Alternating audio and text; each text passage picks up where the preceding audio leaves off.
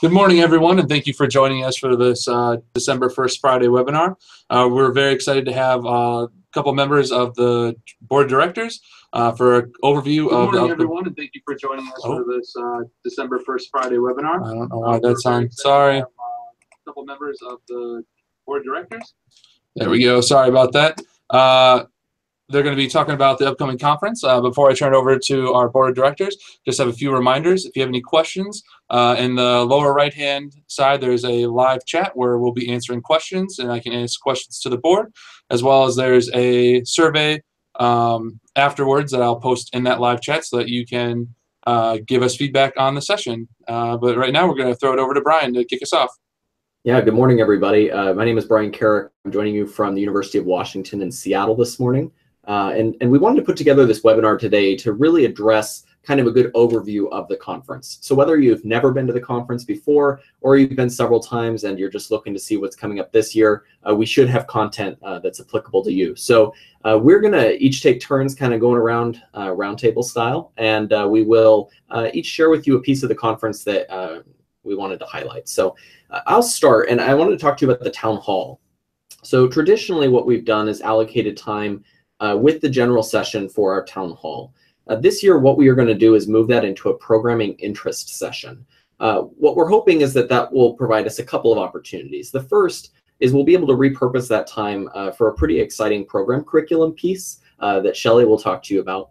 But the second is that we're going to be able to kind of develop a more intimate group of collaborators and folks who have a strong interest in weighing in on our topic this year and bring them together during a program session.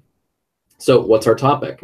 We're looking to assess our membership dues. As part of the 2017-2021 Association Master Plan, one of our objectives this period is to really look at our member dues, which haven't increased in over a decade. It's one of those things that those dues have been set and they've been working, and so they've been running. But in theory, in a perfect world, your membership dues each year would cover the operating costs on the budget.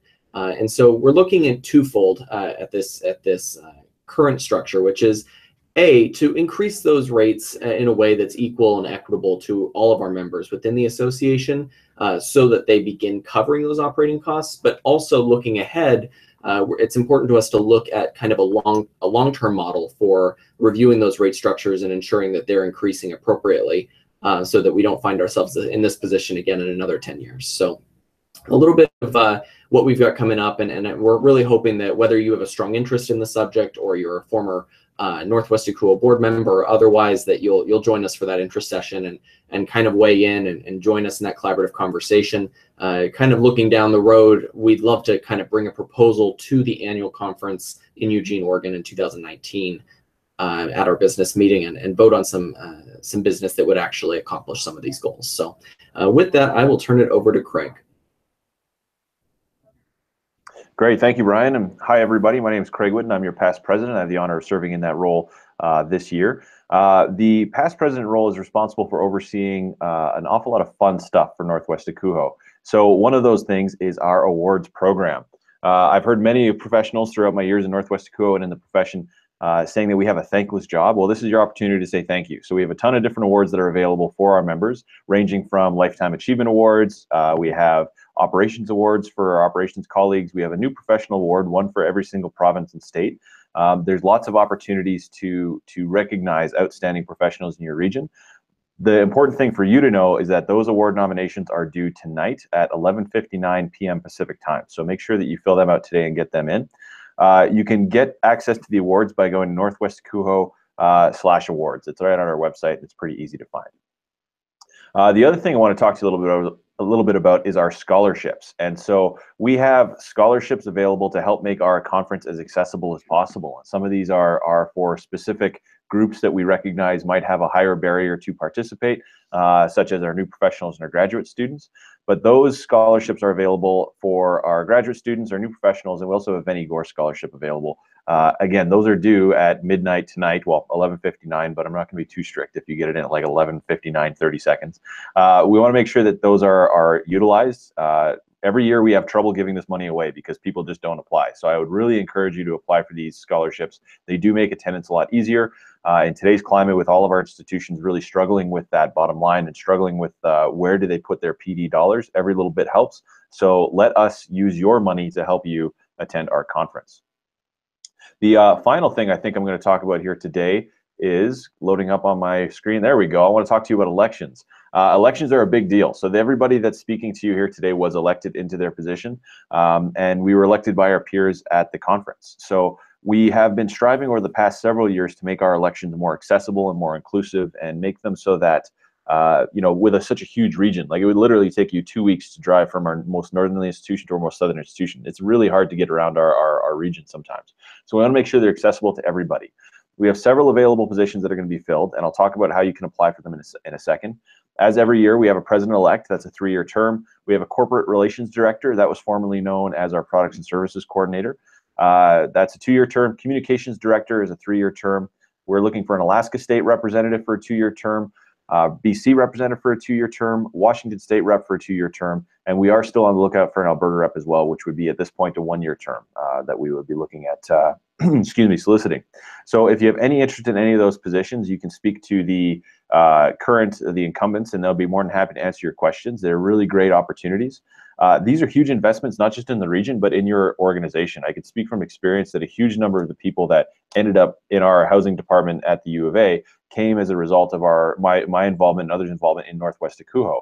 I can also speak from my own experience that my career trajectory has been great since getting involved, and I've learned more from my NWACUHO experience than I have in most other professional development opportunities. So when you're bringing this to your supervisors, make the business case that it's not just about you as an individual, but it's about your institution, and it's also about your institution's ability to give back to the region, because obviously that's a huge part of it as well. Excuse me. The way the elections process is a little different this year. We are going to request that people submit a video. It's a short little 1 or 2 minute YouTube clip. That way it's accessible to our members who aren't able to attend the conference. I'm not going to get into a ton of detail right now, but you can check that out on our website. And again, northwestcuho.org. All the details of what you need to do are there, and it's a great opportunity, so I'd encourage you to look into it.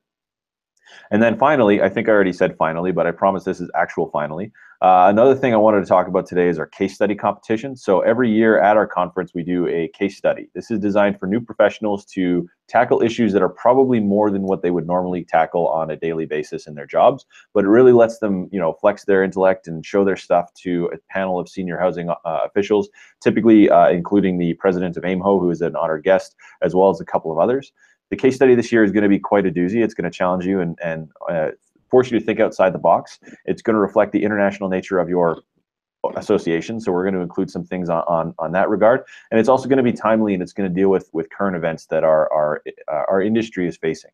So it's a really good opportunity to get involved. I would strongly encourage you, if you're a new professional, that you absolutely should participate, because even though we do have a winner and that person gets that team rather gets recognition, the real prize from my experience with the case study is the participation, the learning.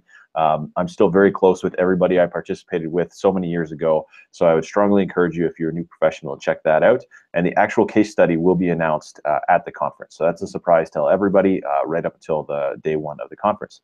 And with that, I'm going to turn it over to Shelley. All right, well, hello and good morning, everyone. My name is Shelley Clark, and I'm hosted at Western Oregon University, although you may notice that I happen to be in the same place as Laura Lambeth, because I'm here at Oregon State University today, actually, for a meeting. And so I got to step out and hang with my pal Laura. So I will also apologize that I'm getting over a little bit of laryngitis, and so if I sound a little raspy today, that's the situation. So I'm not just trying out a new voice just for fun. I will also just kind of going back to something that Craig just mentioned, I wanted to mention that as a former case study winner, what I can tell you is that really helped kick off my involvement with NWACUHO. So if you are thinking about, gosh, I'd really like to get involved with the association, that case study is an excellent way to kind of open the door to NWACUHO. So, you know, check it out. It's kind of cool. But I'm actually here to talk to you a little bit about programs and the intersessions that are coming up at our 2018 conference. We actually have 4 different tracks of programs so that we can help provide a well-rounded experience for all of our conferees. Our different programs track, we have a facilities track, we have an operations track, we have a residential life or residential education track, as well as a universal design track. And so our hope is that we will have a well-rounded curricula offered at Northwest NWACUHO this year. And so we are currently almost done accepting program proposals. And so that also finishes tonight at 11:59 and 59 seconds. So, you know, make sure to get those program proposals turned in before it's too late, because I will shut off that accepting thing at 11:59 and 59 seconds. So I may not be as generous as Craig has been with, you know, offering a couple of extra seconds there. So that is happening. Our program formats are going to be similar to what it is that we've offered in the past. And so we will have various program sessions, our programming offerings while we're there at the conference.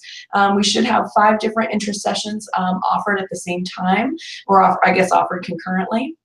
Our last program session, I'm actually really excited. In the past, we've had individuals who want to maybe take off and do a little shopping or kind of step away from the conference for the last program session. And so in order to help keep you all here and keep you all engaged, we've actually moved all of our featured presenters to that last programming track. And so you are not going to want to step away during that last session, because we're going to have some pretty amazing presenters.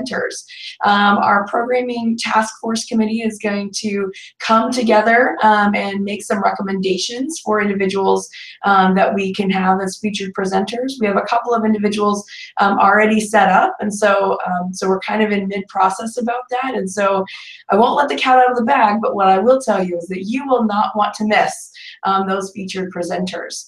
And again, we're looking to have a really well-rounded featured presenter session. So again, there's going to be sessions from our universal design, from our facilities operations track, from a residential life track, and gosh, maybe more. I don't know, right? But it's going to be exciting. The other thing that Brian talked a little bit about earlier is kind of a new opportunity that we have offered at the conference this year, is that during lunch, so we have moved our town hall, moved it just a little bit so that we can make an opportunity for what we call a sprint session.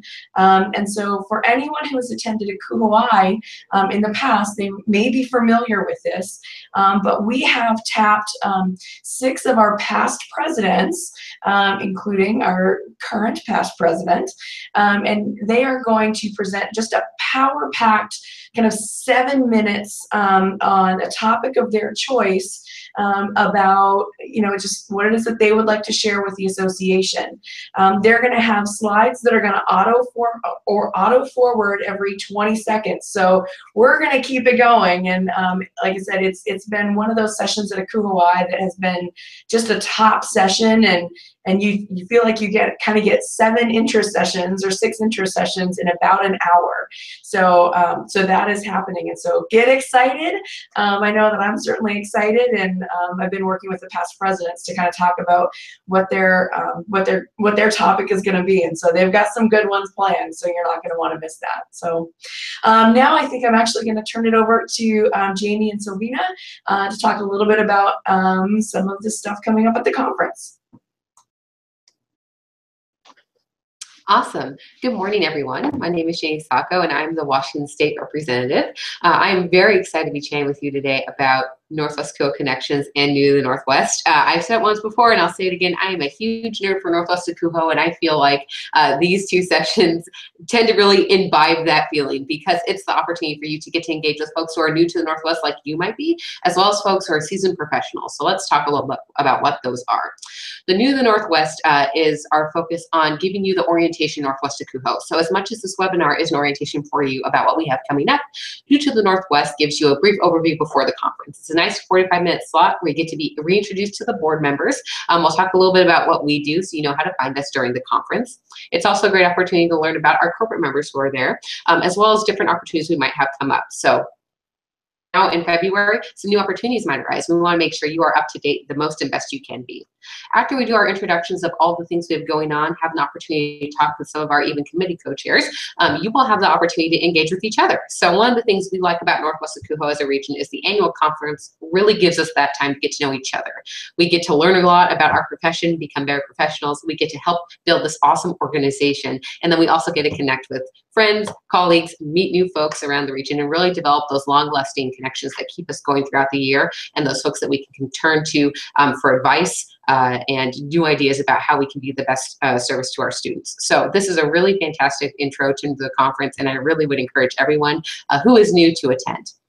The other opportunity I want to talk about that comes straight after that is the Northwest NWACUHO Connections program. What we do with that is we ask senior housing officers from around the region to come and chat with folks who are new or mid-level professionals. Those senior housing officers have different topics that they chat about in small groups. They'll share a little bit about their professional journey within the region or maybe coming to the region, and then you have the opportunity to ask questions. This is a really excellent way to get to know folks who are maybe outside of where you are as a professional. I know when I first attended, I was a bit nervous and I didn't really know many folks in the region, but I had the opportunity to interact with folks who've been here for 10, 15, and even 20 years and get their insights about what the organization of Northwest NWACUHO has done for them, as well as information about how they can engage as a professional and what their journey has looked like. It was really great about giving me a map about what I could do in the future. So I really strongly encourage folks to attend. Likewise, if you're a senior housing officer and you would want to participate and be one of our small group facilitators, please reach out to me at washington@northwestnacuho.org, and I would be happy to put you on the agenda and make sure you get the opportunity to participate as well. That is all for me. I'm going to go ahead and turn it over to Ivan, who's going to talk about the activities we have coming up at this conference. Thank you, Janie. My name's Ivan. I'm the BC representative coming from UBC Okanagan. I have the honor to talk about the local hosts or the local arrangements committee. First of all, I really want to shout out to Angie Ross and Julianne Morris. They're the co-chairs for the committee, and they've really worked really hard for all of us. I get the opportunity to reveal our keynote speakers. They are Dr. Tim Black and Miss Alex Sterling. They'll be talking about trauma-informed campus initiatives from the University of Victoria. So a lot to learn, a lot to think about, and hopefully you'll be at the conference to do those things. But of course, yes, we have sessions and we have keynotes, but we also have the social activities for you. One of them is our trivia that we're going to have for all of us to enjoy. The other one is a Victoria local favorite, which is musical bingo. If you've never had musical bingo, this is the opportunity for you to attend and really dive into what people do in Victoria. And I really want to point out how much work Angie and Julianne have done for us. If you look onto the registration page, there are so many discounts for you with airfare, with the ferry from Seattle, and so much more. I would really encourage you to take a look at those. If you are planning on taking a couple days before, a couple days after, we also have opportunities for you. We have discounts on whale watching. We have multiple coupons on things that you can do in Victoria. And there's so much more to come. So please make sure you take a look at the registration page. All right. So that's all from me. I'm going to pass it on to Laura. All right, thank you, Ivan. I wanted to make sure that we told you about an initiative that we're doing at the conference for our second year in a row, and that is the mid-level competition. And this is an element that's meant to serve folks that are currently serving or plan to serve in a mid-level role. So maybe you are in an entry level and you're kind of looking at that next step. You want to know some of those skills or planning implementation pieces.